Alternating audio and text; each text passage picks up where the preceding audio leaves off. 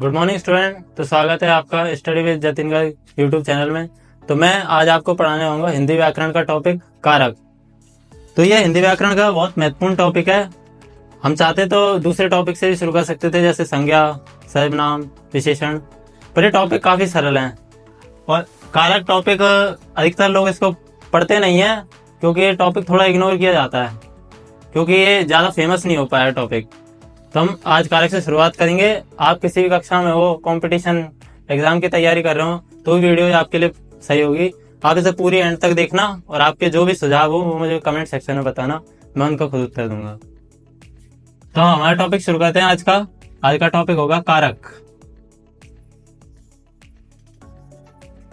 तो स्टूडेंट्स, कारक कहते हैं, सबसे पहले हम कारक की बात करें तो संज्ञा या सर्वनाम के स्थान पर जो के क्रिया या विशेषण एवं जो अन्य शब्द होते हैं, उनसे जो संबंध बताने वाले शब्द होते हैं वो कारक होते हैं। जैसे संज्ञा हमारे कोई भी नाम हो, और यदि कोई नाम है, राम है, श्याम है, उसके स्थान पर यदि कोई सर्वनाम प्रयुक्त हो रहा है, वह, मैं, तुम, तो इनका संबंध किसी क्रिया, करना आदि के साथ जब संबंध बताते हैं तो वो शब्द अपन के कारक कहलाते हैं। तो ये कारक की सामान्य परिभाषा हो गई, हम इसे लिख के दे देते हैं। परिभाषा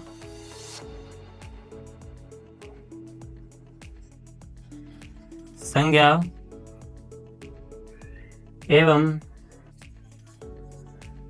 सर्वनाम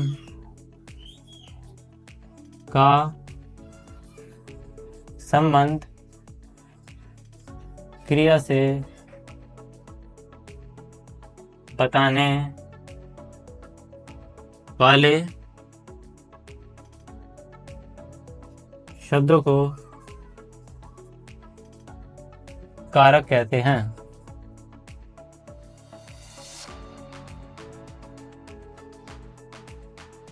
जैसा कि आपको पता है कि संज्ञा सर्वनाम का संबंध क्रिया एवं जो अन्य शब्द होते हैं, जैसे अन्य शब्दों की हम बात करें तो क्रिया के साथ, क्रिया के अलावा हमारे विशेषण हो गया, क्रिया विशेषण हो गया, आदि शब्द। तो ये तो हमारी परिभाषा हो गई। इसके बाद हम जब बात करेंगे तो हम इसके भेद की बात कर सकते हैं कि कारक कितने प्रकार का होता है। तो हिंदी में सामान्य तौर पर 8 कारक बताए गए हैं। हिंदी के अलावा हम संस्कृत में जाएंगे तो संस्कृत में 6 कारक होते हैं। तो हम इस पे जब आपको भेद बताएंगे, जब हम चर्चा करेंगे कौन से कारक होते हैं, कौन से नहीं होते हैं, तो हम इसको रफ कर देते हैं पहले।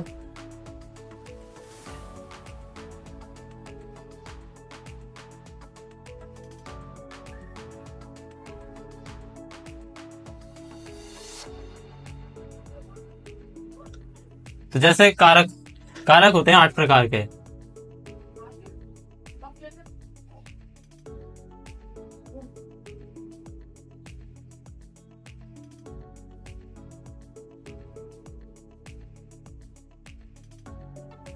तो जैसे कारक 8 प्रकार के होते हैं, 8 में कौन से होंगे?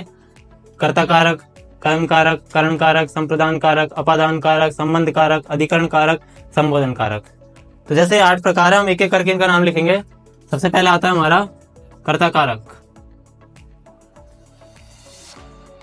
दूसरे नंबर पर आता है हमारा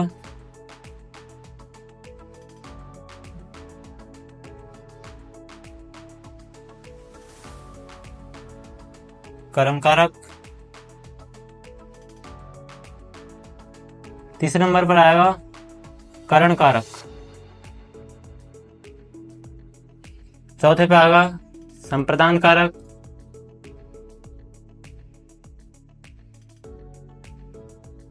पांचवें नंबर पर आएगा अपादान कारक,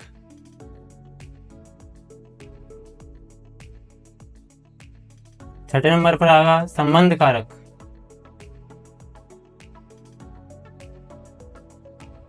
सातवें पर अधिकरण कारक,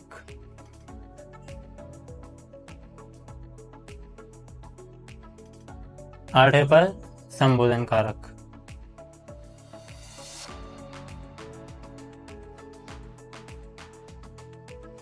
कि जैसे आपने देखे कारक के 8 प्रकार थे, हम हिंदी व्याकरण की बात करते थे, पूरे 8 प्रकार आपको देखने को मिलेंगे। ये जब हम संस्कृत की बात करते हैं तो वहां केवल 6 प्रकार होते हैं।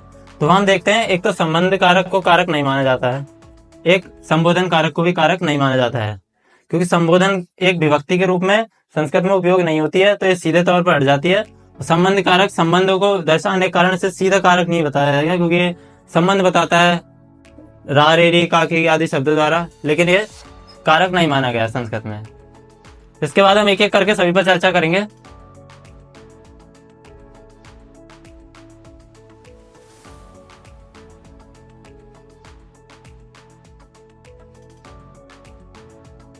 तो सबसे पहले कारक होता है हमारा कर्ता कारक।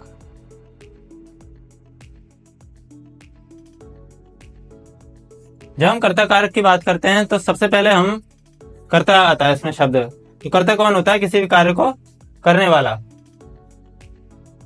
कोई भी किसी कार्य को करता है, जिसका डूअर होता है, वो कर्ता कहलाता है। तो पहला कारक जो होगा, जो किसी कार्य को जो करे उसका संबंध क्रिया से बताने वाला, अर्थात जो कर्ता का संबंध क्रिया से दर्शाएगा, वो हमारा कहलाएगा कर्ता कारक। तो जो भी शब्द कर्ता का संबंध क्रिया से दर्शाएगा, वो हमारा हो जाएगा कर्ता कारक। कर्ता कारक में क्या जाता है, कौन सा चिन्ह प्रयोग करते हैं हम, उस पर हम चर्चा करेंगे। तो हम यहाँ पर ने का, कर्ता ने किसी कार्य को किया, जब कर्ता किसी कार्य को करेगा तो वो कर्ता कारक की श्रेणी में आएगा। हमें उदाहरण है तो राम ने पुस्तक पढ़ी। तो यहां पर हम देख रहे हैं कि राम कर्ता हो गया हमारा, पुस्तक कर्म हो गई, पढ़ी क्रिया हो गई। तो यहां पर कर्ता राम का संबंध पढ़ने से कौन बता रहा है? ने शब्द यहां पर है। तो हमारा जो कारक चिन्ह हो जाएगा,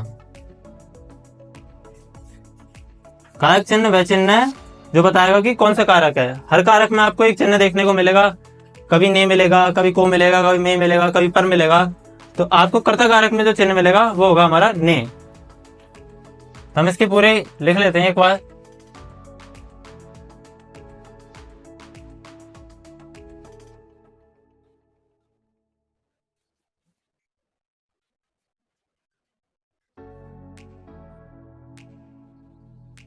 कर्ता का संबंध क्रिया से बताने वाले कारक को कर्ता कारक कहते हैं। अर्थात जो शब्द, जो कारक हमें कर्ता का संबंध क्रिया से बताएगा, उसे हम कर्ता कारक की श्रेणी में रखेंगे। तो यहाँ पर कारक चिन्ह हो जाएगा ने, जैसा कि आपने देखा था कारक चिन्ह ने। देखेंगे हम उदाहरण, सीता ने खाना खाया। यहाँ पर खाना हमारी हो गई क्रिया, सीता हो गई कर्ता, और खाना हमने बताया कर्म, जो इतने इंपॉर्टेंट नहीं है। तो इसमें भी आपको दो चीजें मिलेगी, कभी आपको ये ने मिलेगा तो कभी आपको ये नहीं मिलेगा। तो अब हम समझेंगे कब आपको ने दिखेगा, तो आपको ने नहीं दिखेगा।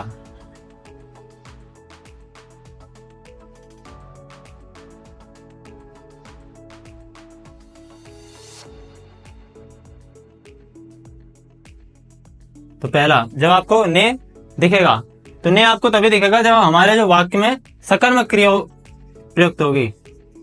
सकर्मक क्रिया, यदि हमारे इसमें सकर्मक क्रिया नहीं हुई तो आपको ने चिन्ह भी नहीं दिखेगा। तो जैसे सकर्मक क्रिया क्या होती है? वह क्रिया जो अपने साथ कर्म को लाती है। अर्थात जिस वाक्य में आपको कर्म दिखेगा वहीं आप ने को देखेंगे। अगर आपका कर्म नहीं है तो आपका ने भी नहीं होगा। हम इसको उदाहरण से समझते हैं एक बार। जैसे हमने पहले पीछे उदाहरण देखा था कि जैसे पहले वाला उदाहरण ले लेते हैं, राम ने पुस्तक पढ़ी। यहाँ पर आपको ने चिन्ह दिख गया, क्रिया भी दिख गई, पुस्तक भी दिख गया। पुस्तक क्या है? कर्म। अभी मैंने क्या बोला था कि सकर्मक क्रिया अर्थात कर्म होगा तो कारक चिन्ह भी होगा। तो ये कर्म होने के कारण कारक चिन्ह आपको उपस्थित मिला। अब हम देखेंगे जब कारक चिन्ह नहीं मिलेगा,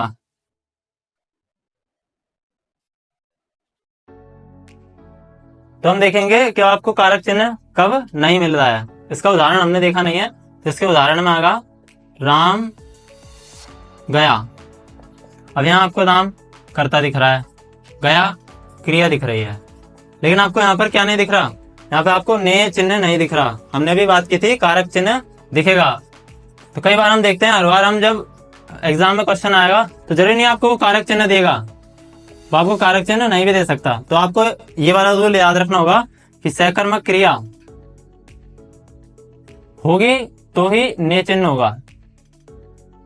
अगर क्रिया हो गई अकर्मक, मतलब कर्म उपस्थित नहीं है, तो आपका ने चिन्ह भी नहीं होगा। तो हम बात करते हैं अगले कारक की।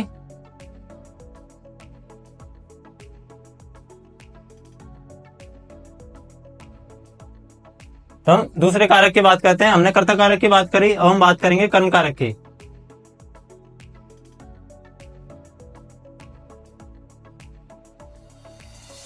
कर्म कारक क्या है? कर्म कारक वो है जो कर्म का संबंध बताएगा। यदि वे शब्द जो आएंगे इसमें, वे कारक चिन्ह आएंगे जो आपके कर्म का संबंध क्रिया से बताएंगे। कर्म का संबंध क्रिया से। यहाँ पर हम उदाहरण देखेंगे। सबसे पहले हम उदाहरण की बात करते हैं।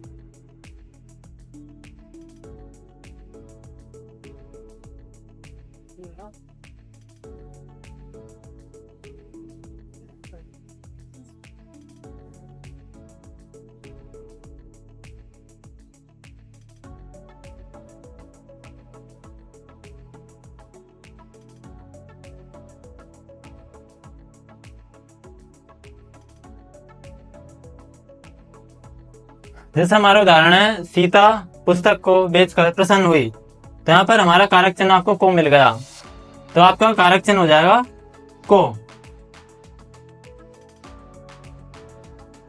और हमारा सीता हो गई कर्ता, पुस्तक हो गई कर्म, प्रसन्न विशेषण, बेचना क्रिया। यहाँ पर हम देख रहे हैं कि पहले हमने देखा था कि सीता का संबंध जब बताया कि सीता खाना खा रही है, सीता ने खाना खाया, तो वहां पर सीता का संबंध हमारी क्रिया से था। लेकिन आज हम देख रहे हैं कि ये जो बेचकर है, इस शब्द का संबंध पुस्तक से है, मतलब पुस्तक हमारे कर्म से है। तो वे शब्द जो कर्म का संबंध क्रिया से बताते हैं, तो वो शब्द हमारे कर्म कारक में आ जाएंगे, वो कारक चिन्ह कर्म कारक कहलाएंगे। तो वह कारक जो कर्म का संबंध क्रिया से बताएगा वो कर्म कारक कहलाएगा। तो हम परिभाषा लिख लेते हैं।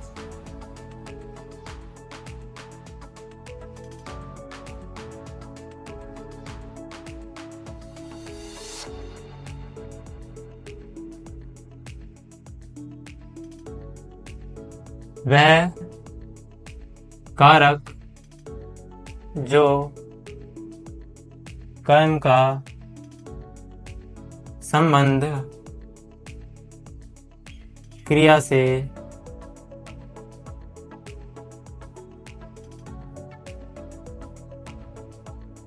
दर्शाता है, ये बताता है, वह कारक कर्म कारक कहलाता है। हम उदाहरण देख लेते हैं। राम ने सभी फलों को खा लिया। तो यहाँ हम देख रहे हैं कि को हमारा कारक चिन्ह है। कारक चिन्ह हमने देखा, तो हम देखेंगे हमारा कर्ता कहाँ है? कर्ता राम है। फल क्या हो गए? हमारे कर्म हो गए। और खा लिया क्या है? हमारी क्रिया। तो हमने वापस देखा कि जो को कारक चिन्ह है, आपको देखना है कि वाक्य में जो भी कारक चिन्ह है वो आपका संबंध दर्शा किससे रहा है? कर्ता से दर्शा रहा है, कर्म से दर्शा रहा है, या किसी और से दर्शा रहा है। ये आपको सभी कोई भी कारक पढ़ोगे उसमें आपको यह मदद देगा। तो आप देख रहे हैं यहाँ पे फल से हमारे खा का संबंध बताया जा रहा है को के द्वारा, तो ये कर्म कारक में आएगा। तो यहाँ पे भी हम देखेंगे कि को का प्रयोग हम कब करेंगे, कब हम को का प्रयोग नहीं करेंगे। तो हम देखते हैं।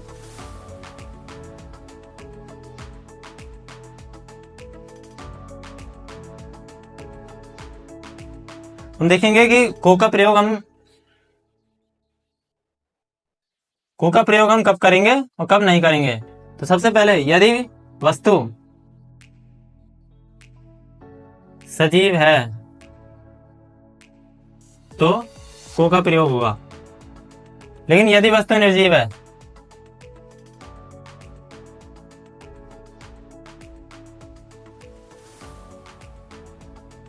तो हमारे को का प्रयोग नहीं होगा। हम उदाहरण से समझते हैं।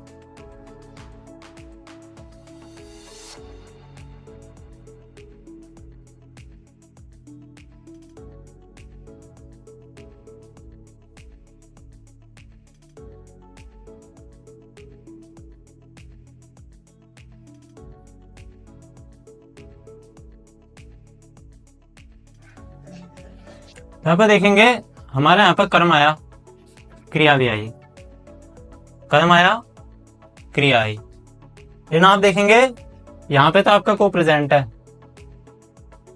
लेकिन आपका को एब्सेंट है। ऐसा किस कारण हुआ? तो हमने आपको बताया था कि यदि वस्तु सजीव होगी तो आपको को दिखेगा, यदि वस्तु निर्जीव होगी तो आपको को नहीं दिखेगा। तो आप देख रहे हैं यहाँ पर सीता हमारी सजीव हो गई और फल निर्जीव है तो आपको को चिन्ह नहीं दिखा, और दूसरे वाक्य में आपको को चिन्ह दिखा। तो हमारा मेन रूल हो जाएगा कि को आपको कब दिखेगा? यदि वस्तु सजीव है तो आपको को दिखेगा, यदि वस्तु सजीव नहीं है तो आपको को नहीं दिखेगा। तो आप केवल कारक चिन्ह पे हमेशा निर्भर नहीं रह सकते, आपको ये रूल भी याद होनी चाहिए कि सजीव वाला निर्जीव वाला। अगर आप डायरेक्ट को देख के, अब आप जैसे इसमें गलती कर देते थे, आप अगर इसमें मान लो आपको ने चिन्ह नहीं दिया होता और पूछा होता कि राम फल खाता है, फल खाए, तो आप इसमें डायरेक्ट करके आ जाते, कुछ भी कर्ता कारक करके आ जाते, तो आपका क्वेश्चन गलत हो जाता है। कर्म कारक है यहाँ पर क्योंकि कर्म की उपस्थिति है। तो हम अगले कारक की बात करेंगे।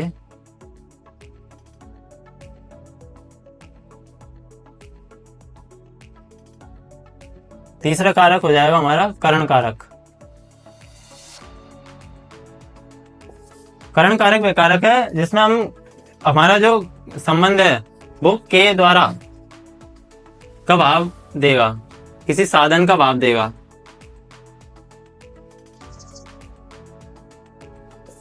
जब के द्वारा का हमें भाव मिलेगा, वाक्य में साधन का भाव मिलेगा, तो हम वहां पर करण कारक का उपयोग करेंगे। तो हम जैसे इसको उदाहरण द्वारा समझते हैं।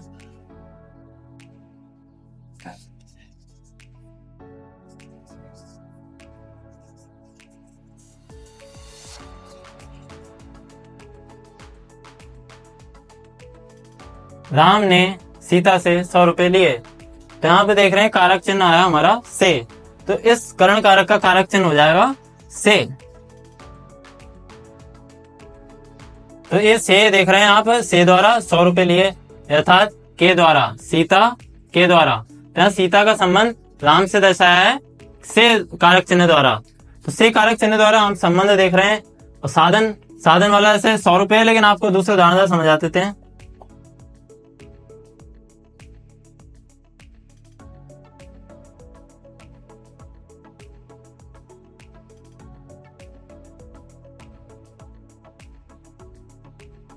यहाँ पर आप देख रहे हैं हमारी जो यात्रा की जो क्रिया है वो किस साधन द्वारा राम ने की। राम हमारा करता है, साधन हमारी बस है और क्रिया हमारी यात्रा है। तो राम ने जो सफर किया था वो किसके द्वारा किया था? बस के द्वारा। तो साधन भी आपको दिख गया और के द्वारा का भी भाव दिख गया। तो वह कारक जो के द्वारा का किसी साधन का आपको बोध कराए तो वो कारक कर्ण कारक होगा। और यहाँ पर आपने कारक चिन्ह देखा तो कारक चिन्ह हमारा हो जाएगा से, और भाव क्या आएगा? यहाँ पर के द्वारा का भाव आएगा और साधन की उपस्थिति यहाँ पर देखी जाएगी। तो हम अगले कारक की बात करते हैं। चौथा कारक है हमारा संप्रदान कारक। तो हम संप्रदान कारक की बात करते हैं।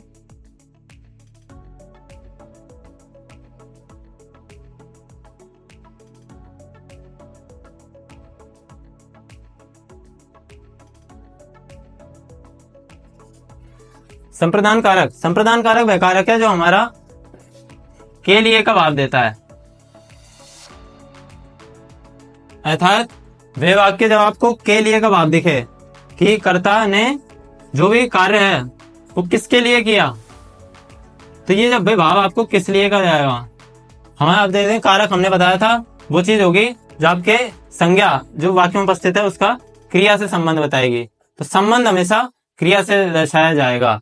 इधर कुछ भी हो सकता है, कर्ता भी हो सकता है, इधर कर्म भी हो सकता है, इधर विशेषण भी हो सकता है, इधर कुछ भी हो सकता है, कर्ता, कर्म, विशेषण आदि, लेकिन संबंध हमेशा क्रिया से दर्शाया जाएगा। तो यहाँ पर के लिए का भाव आपको दिखेगा। हम उदाहरण द्वारा समझते हैं इसे।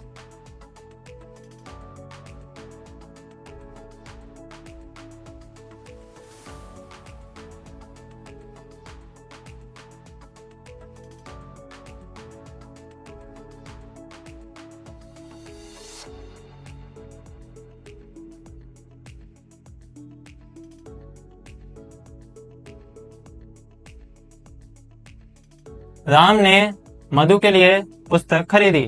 तो राम हो गया कर्ता, पुस्तक हो गई कर्म, खरीदी हो गई क्रिया, और बीच में हमारा कारक चिन्ह आ गया के लिए। तो जैसे हमने बताया इसका कारक चिन्ह हो जाएगा के लिए।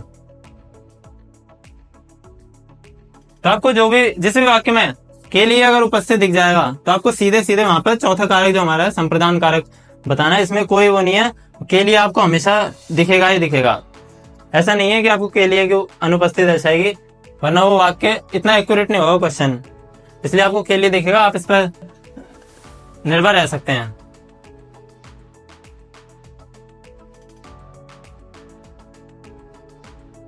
हम सभी कारकों को एक बार अंत में एक बार वापस से देखेंगे, जिससे आपको सारे कारक याद हो जाएंगे एक ही बार में। जब तक आप एक एक करके पढ़ रहे हैं, और हमारा अगला जो कारक आ जाता है 5वें नंबर का, वो जाता है अपादान कारक।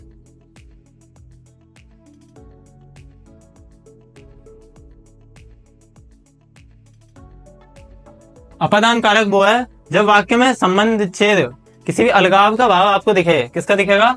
संबंध विच्छेद या अलगाव, या हम सरल शब्दों में कहें तो अलग होने का भाव।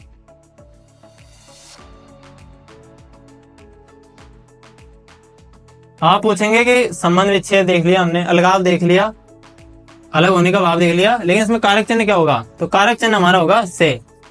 आपको आश्चर्य हुआ होगा कि अभी हम से पढ़ के आए थे कर्ण कारक में, हमें अपादान कारक में वापस से देखने मिल गया। हम कैसे पहचानेंगे कब अपादान कारक है कब कर्ण कारक है? तो उसके लिए हम क्या करेंगे वो हम आपको बताएंगे अपादान कारक होने के बाद। पहले आप अपादान कारक को समझें। तो आप उदाहरण की बात करते हैं। पेड़ से पत्ता गिरा, पेड़ से पत्ता गिरा, पत्ता कर्ण, गिरना क्रिया, और से यहाँ पर अलग होने का भाव दर्शा रहा है। पेड़ से पत्ता गिरा अर्थात जो पत्ते हैं उसका पेड़ से संबंध विच्छेद हो गया, पत्ता पेड़ से अलग हो गया। अलग होने का भाव संबंध होने का अलग होने का भाव हमने कहा था, आपको अपादान कारक में दिखा। ये इसकी विशेषता है। आपको जब भी कहीं भी अलग होने का भाव यदि दिखे तो आपको आंख बंद करके अपादान कारक करके आ जाना है। आपको यहाँ पर से शब्द की उपस्थिति मिलेगी जो यहाँ पर अपादान कारक दर्शाएगी। तो आपका कारक चिन्ह हो गया वापस से। उदाहरण आपने देख लिया। आपको बताते हैं कि कैसा भी आपको बताया कि कर्ण कारक में जो है वो भी से का प्रयोग है, अपादान कारक में भी से का उपयोग है। तो आपके मन में सवाल जाहिर से उठेगा कि कब हमको कर्ण कारक लगाना है कब हमको अपादान कारक लगाना है। तो आपको देखना पड़ेगा कि इनके बीच एक अंतर हम बताते हैं। अपादान कारक, पहले कर्ण कारक लिख दें, कर्ण कारक, अपादान कारक। तो जैसा कि आपने देखा कि दोनों ही जो शब्द हैं उनमें आपको से वर्ड कॉमन दिखेगा। ये हमारे जो कंफ्यूजन है उसका कारण बन रहा है कि ये से वर्ड इसमें भी आएगा, से वर्ड इसमें भी आएगा। तो सब बच्चे सोच रहे हैं कि कब हम कर्ण कारक लगाएंगे कब हम अपादान कारक लगाएंगे। तो हम आपको अंतर बताते हैं। तो जब संबंध दर्शाता है, जो कर्ण कारक होगा आपका वो संबंध दर्शाएगा, जबकि ये होगा संबंध विच्छेद दर्शाएगा। इसमें संबंध जुड़ेगा और इसमें अलग होगा। हम एक बार उदाहरण देख लेते हैं दोनों के साथ साथ। इसको उदाहरण आपने भी दिखा था, पेड़ से पत्ता गिरा। आपने देखा पेड़ से पत्ता गिरा, पेड़ से पत्ता अलग हो गया, यहाँ पर आया अलग होने का भाव। और यहाँ आएगा राम ने सीता से पुस्तक खरीदी। तो यहाँ आपको से शब्द दोनों में है। आप सोच रहे होंगे से शब्द है, लेकिन यहाँ पर जो सीता से पुस्तक खरीदी, ये पुस्तक का संबंध सीता से दर्शा रहा है। तो यहाँ पर आपको देख रहा है संबंध दर्शा रहा है। तो जैसे हमने कहा था यहाँ पर संबंध विच्छेद देखा, यहाँ पर पेड़ से पत्ता अलग हुआ। तो मेन जो डिफरेंस आपने दोनों में देखा कि यहाँ पर आपको संबंध दर्शाया जाएगा, यहाँ पर संबंध विच्छेद होगा। तो हम अगले कारक की तरफ बढ़ते हैं। जो छठा कारक है हमारा संबंध कारक।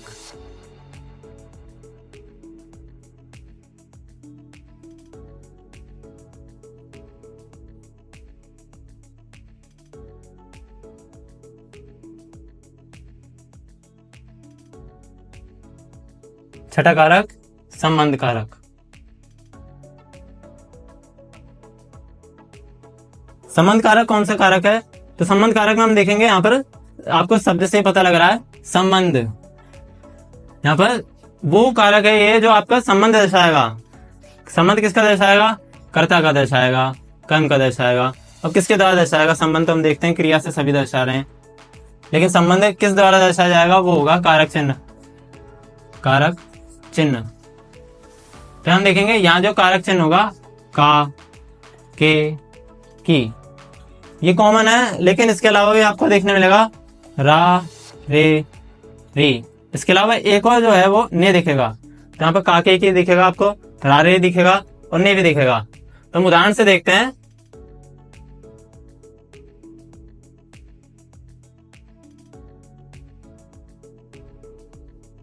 शाम की पुस्तक खो गई। यहाँ पर पुस्तक और शाम का जो संबंध है वो की द्वारा दर्शा दिया है, खो का। तो किसकी पुस्तक खोई? आप देखेंगे शाम की खोई, कारक चिन्ह के।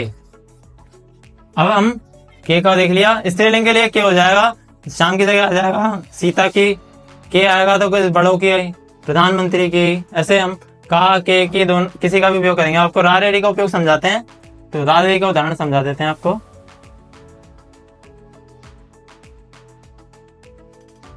हमारी विद्यालय की छुट्टी हो गई। तो देखेंगे हमारी विद्यालय की छुट्टी हो गई। तो किसकी छुट्टी हो गई? हमारी हो गई। तो आपको देख रहा है री, किसकी? हमारी। तो यहाँ पर संबंध कारक हमारी द्वारा दर्शाया गया है। यहाँ पर ये रा, रे, री इसका भी आ गया। अब हम देखेंगे ने का उपयोग। तो ने के उपयोग में आप देखेंगे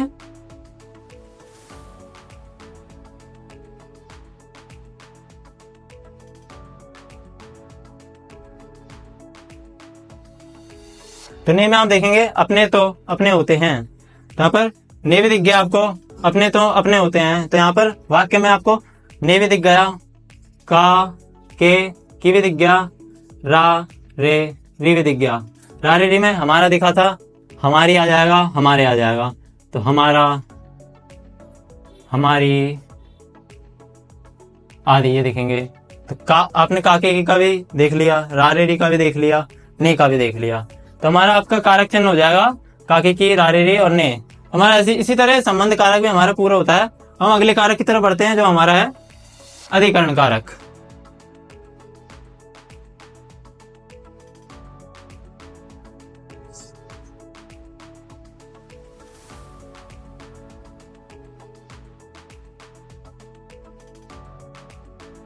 तो हमारा सातवां कारक है अधिकरण कारक। अधिकरण कारक किसे कहते हैं? अधिकरण कारक में आपको जो कारक चिन्ह मिलेगा, में, पर और पे।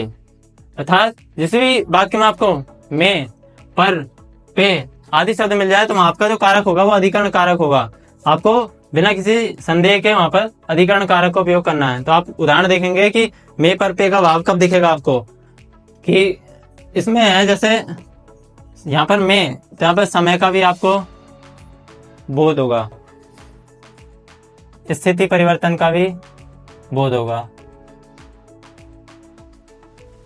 जैसे आप उदाहरण देखते हैं हम सबसे पहले,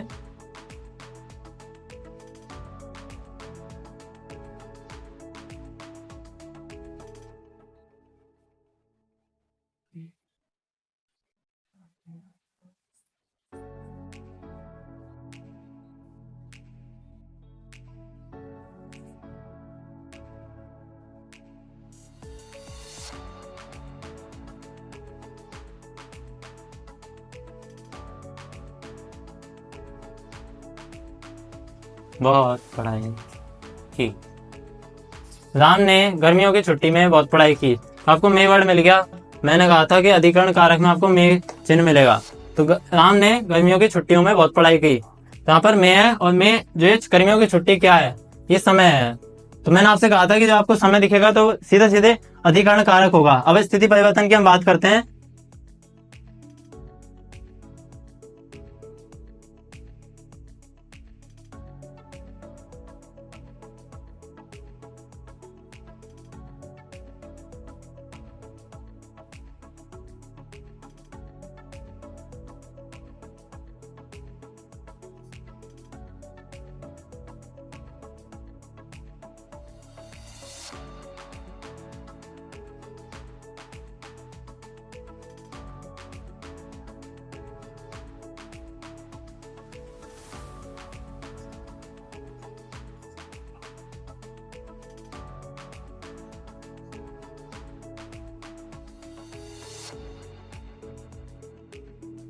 पक्षियों में लड़ाई हो गई। तो आप देख रहे थे पहले पक्षियों में लड़ाई नहीं हो रही थी, इसके बाद पक्षियों में लड़ाई हो गई। तो पहले पक्षी शांत बैठे थे, इसके बाद पक्षियों में लड़ाई हुई तो स्थिति परिवर्तन होगी।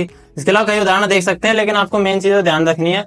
में, पर, पे, जहां भी आपको स्थिति परिवर्तन का है, समय का भाव आएगा, वहां पर आपको अधिकरण कारक लगाना है। तो मेन जो चीज है हमारी, आपको कारक चिन्ह याद रखने। सभी कारकों के आपको कारक चिन्ह यदि याद होंगे तो भी आप कारक में कुछ कर पाओगे, वरना नहीं। आपको कारक चिन्ह भी याद होने चाहिए। मैंने आपको जो रूल बताए वो भी आपको याद होने चाहिए। तो हम अगले कारक की तरफ बढ़ते हैं, जो हमारा कारक है संबोधन कारक।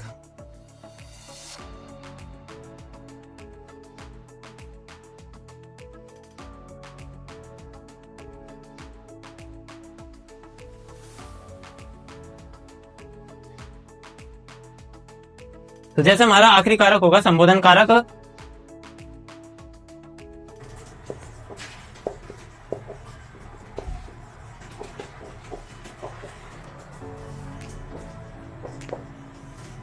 तो जैसे कि आपको शब्द से पता लग रहा है संबोधन अर्थात किसी को संबोधित किया जाएगा। इस कारक में कुछ नहीं, आपको वर्ड से पता लग गया संबोधन। संबोधन हम सामान्यतः किन शब्दों से कहते हैं?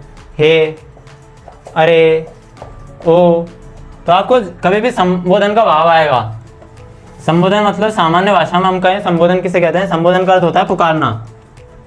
किसी को पुकारा गया है तो पुकारते समय हम कहते हैं हे राम तुम कहाँ गए, अरे ये क्या हो गया। और मित्रों, बंधुओं, छात्राओं। तो जब भी आपको ओ का भाव आएगा, जब भी बहुत दूर से संबंधित जैसा है, किसी को पुकार रहे हैं हमें, तो उसमें आपको संबोधन कारक देखने को मिलेगा। तो हमारे सीधे सीधे कारक चिन्ह हो जाएंगे, यही हो जाएंगे हे, अरे और ओ। ये हो जाएंगे हमारे कारक चिन्ह।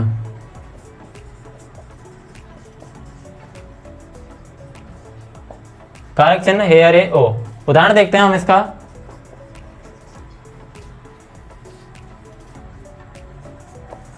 हे राम, ये क्या हो गया, अरे वह तो मर गया। तो आपको देखिए, आपको यहाँ पर ये चिन्ह भी दिख रहा है। तो ये चिन्ह कौन सा है आपका? अभी विस्मय दिबोधक, बहुत आश्चर्य दर्शाया जाता है, तो इस चिन्ह का उपयोग हम करते हैं। तो आप देखेंगे हे राम, हे उपस्थित मिला है, उपस्थित मिला है, छात्रों जल्दी यहाँ आ जाओ, छात्रों जल्दी यहाँ आ जाओ। तो आप देख रहे हैं किसी व्यक्ति द्वारा छात्रों को संबोधित किया गया है, छात्र कहीं हो रहा है कि छात्रों जल्दी यहाँ आ जाओ। यहाँ पर हे, अरे, ओ, तीनों का ही आपको, यहाँ पर ओ सीधा नहीं है, ओ यहाँ पर छात्रों की मात्रा में, इसका संधि विच्छेद करके देखेंगे तो छात्र प्लस ओ, यहाँ पर संधि विच्छेद में ओ का आपको मिलेगा। तो आपको हे, अरे और ओ, ये जब तीनों वर्ड मिलेंगे तो आपको संबोधन कारक वहाँ पर दिखेगा। तो हम अगले कारक, तो हमारे पूरे कारक हो गए हैं। तो आपको एक अंत में सारणी बना देते हैं, जिससे आपको पूरा टॉपिक समझ में आ जाएगा एक ही बार में। आप इस सारणी को याद कर लेंगे। तो आपको बस कुछ रूल्स है जो मैंने बताए थे आपको पहले के कर्ता कारक में, कर्म कारक में, जो आपको रूल बताए थे। एक तो सजीव निर्जीव वाला बताया था, एक आपको मैंने सकर्मक अकर्मक वाला बताया था। एक तो दोनों रूल आपको याद रखने हैं। इसके अलावा आपको अपादान कारक और करण कारक में मैंने जो आपको अंतर बताए थे वो भी आपको याद रखने हैं। इसके अलावा क्या करना है आपको, सभी के कारक चिन्ह याद रखने हैं। तो आपके इसके लिए आपको सारणी है एक, उससे आप सीधा इसको समझ जाएंगे। हम सारणी बना लेते हैं। इधर हम लिखेंगे कारक, इधर हम लिखेंगे कारक चिन्ह। पहला हमारा कारक हो जाएगा कर्ता कारक, दूसरा हो जाएगा कर्म कारक, तीसरा हो जाएगा करण कारक, चौथा हो जाएगा संप्रदान कारक, पांचवा हो जाएगा अपादान कारक, छठा हो जाएगा संबंध कारक, सातवां अधिकरण कारक, आठवां संबोधन कारक। ये आपके 8 कारक है। आप इनके नाम एक एक करके लगातार बोलोगे तो आपको 8 याद हो जाएंगे, कोई ज़्यादा कठिन नहीं है। कर्ता कारक, कर्म कारक, करण कारक, संप्रदान कारक, अपादान कारक, संबंध कारक, अधिकरण कारक, संबोधन कारक। तो हम कारक चिन्ह की यहाँ पर बात करते हैं। तो कर्ता कारक में ने कारक चिन्ह का उपयोग होगा, कर्म कारक में को कारक चिन्ह का उपयोग होगा, करण में वापस से आएगा, संप्रदान कारक में के लिए, अपादान कारक में वापस से, और संबंध कारक में